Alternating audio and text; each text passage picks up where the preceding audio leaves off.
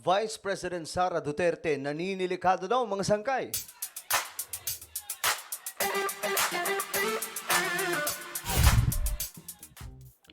So hello, what's up mga sangkay? Magandang oras po sa lahat ng ating mga kababayan, sa lahat po ng mga solid sangkay na nanonood ngayon. Naway okay lamang po ang bawat isa sa atin. At ayun nga po mga sangkay, pag-usapan po natin itong bali-balita ngayon na mukhang nasa delikatong sitwasyon ng ating Vice Presidente. Anyway, bago tayo mag-umpisa, pakisubscribe po muna yung ating YouTube channel. Tayo po ay 1.37 million subscribers na dito sa YouTube. Kaya naman kung ikaw ay hindi po nakakapag-subscribe, ano pang hinihintay mo, mga sangkay? Makikita nyo po yung subscribe button sa baba ng video na to. Ang gawin nyo lamang mga sangkay, i-click nyo po yung subscribe, i-click ang bell, at i-click nyo po yung all. Sa mga nanonood po sa Facebook, i-follow nyo po yung ating Facebook page. Sa mga solid sangkay pala, mag-comment po kayo ng hashtag solid sangkay kasama po ang inyong mga lugar. Alright guys, eto na nga po mga sangkay, ang balita. Disbarment. Ito po yung final ni Attorney Larry Gadon. Disbarment Crops versus Vice President Sara, posibleng matalakay ng Korte Suprema sa susunod ng taon. Pagkakaalam ko, mga sangkay, by January ata, mukhang matatalakay na ito. Well, alamin po natin, mga sangkay, kung ano nga ba talaga ang totoong impormasyon po dito. Dahil nga po, ang nag-file po nito ay walang iba kundi itong si Secretary Larry Gadon. Kilala naman po natin, mga sangkay, itong anti-bobo man na matalino po sa mga ganitong klaseng gawain na may mga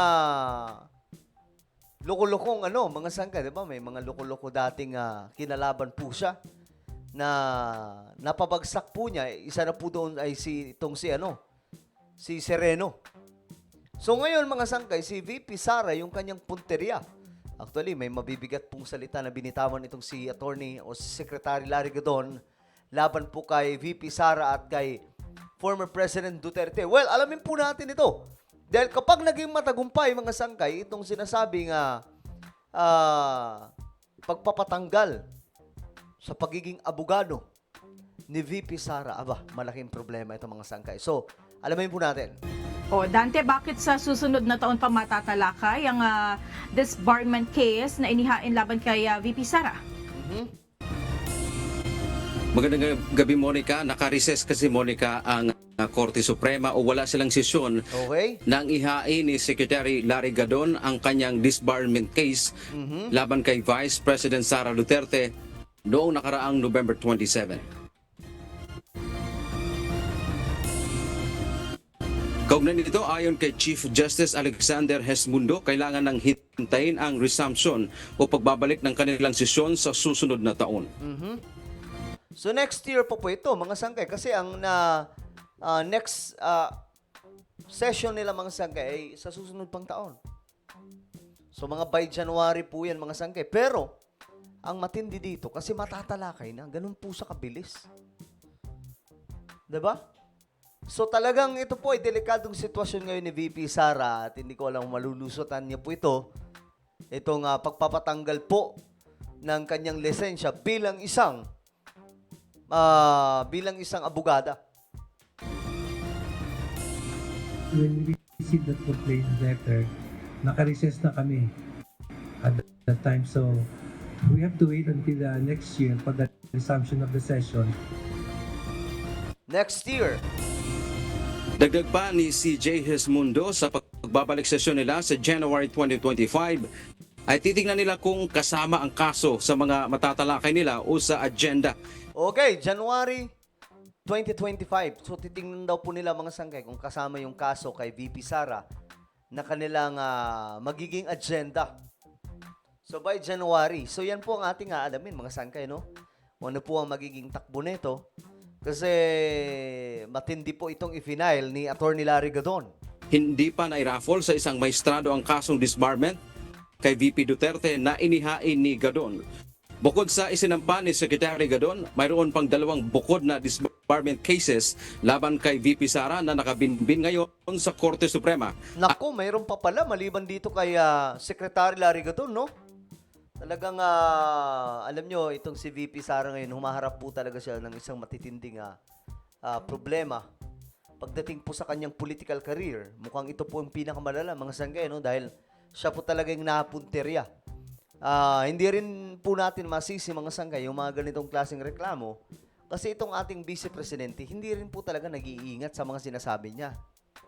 Pataka lang ba? Kumbaga sa Bisaya, pataka lang. Hanggang sa marirealize na niyang bandang huli, mukhang tagilid po siya dito. Ang consolidated disbarment case noong alkalde pa lamang siya ng Davao City at isa pang kaso na isinampa naman ng hindi nagpakilala o anonymous na complainant. Pwede pala yun? Yung hindi kilalang complainant, paano yun? The first one is kind of anonymous. Wala namang detalye except sometimes you cannot really look into it clearly unless you have something provided by the complainant. Dagdag pa ni Hesmundo, hindi na rin nila o niya alam kung sino ang partikular na maestrado o ang may hawak sa unang dalawang disbarment cases. So may dalawa pa pala, no? May dalawa pang nauna, mga sangkay. So masyado nga po itong mabigat kasi pangatlo na po itong kay Secretary Larry Gadon eh. So posibleng maging matagumpay ito. At kung matatanggalan po si VP Sara ng lisensya bilang isang lawyer, naku po, damay na po yung kanyang career dahil po sa politika lamang, no? At saka, yun po talaga, kahit ako gusto kong payuhan si VP Sara na every time na galit ka, ingatan mo yung mga sasabihin mo.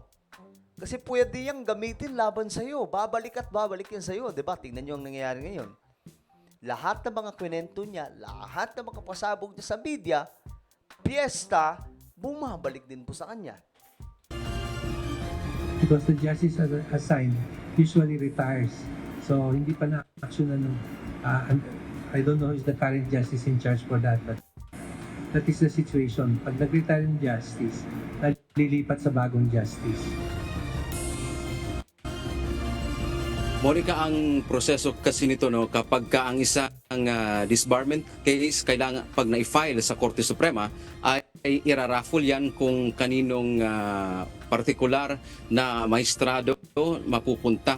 Kung siya yung pwedeng magrekomenda ng aksyon sa Supreme Court en banc na siya namang aaksyonan. So, dadaan pa yan sa agenda. At ito nga disbarment case, Monica, na inihain ni Secretary Gadon laban kay VP Sara ay nag-ugat ito noong umano'y pagbabanta ni... Diba? Yan ang sinasabi natin, mga sangka. Hindi po kasi naging maingat si VP Sara dito eh. Nagpataka lang ba? So ngayon, yung pagbabanta niya, bumabalik sa kanya. ng pangalawang Pangulo sa kina Pangulong Ferdinand Marcos Jr., gayon din kaya First Lady Liza Araneta Marcos at House Speaker Martina Romualdez. At isa nga sa nabanggit ni Secretary Gadon, kapag ka daw hindi dinisbar ng kataas-taasang hukuman ang Vice Presidente, ay maghahain din siya ng kaukulang impeachment complaint laban sa mga maestrado Nako po! ng Korte Suprema. Ayun lang. Yan lang ang ating update mula dito sa Maynila. Okay, so ano po ang inyong opinion tungkol dito? Sa tingin nyo ba, karapat-dapat itong si VP Sara ay matanggalan po ng lisensya sa pagiging isang lawyer niya? Well, i-comment nyo sa ibabang inyong mga opinion. Meron po tayong isang YouTube channel. Ito po ay Sangkay Revelation. Hanapin nyo po ito sa YouTube, mga sangkay. Magaganda po yung topic natin dito, okay?